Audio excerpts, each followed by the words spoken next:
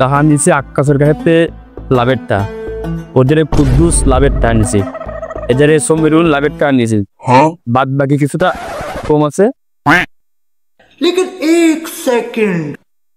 কি ব্যাপার, আমি না গেলি তোর মনে হয় মতো হবে না নে? তুই টাকা দে, কালকে যাবো গরু কিনতি।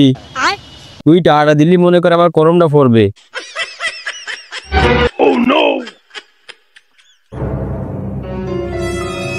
মাতবার সাহেব, ঈদের বৌসল মায়ের কি কাপড় সাপড় দিতে হবে, বুঝিতে পারতেছেন লাভের টাকাটা এবারের মতো মাফ করা যায় না।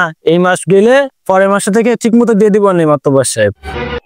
তা বাবা, আগের মাসে তোর কমিটি ছিল, তার আগের মাসে ছিল তোর চলে মুসলমানি। তা আবা এইবার তোর ঈদ নাকি রে? তা আমার লাভের টাকা দে, অন্তত আমি বাঁচি, বাদ বাকি গরু কিনি, কুরবানি দি। এই মনে কথা সুদীর টাকা বলি আমি গরু কিনতে পারবো।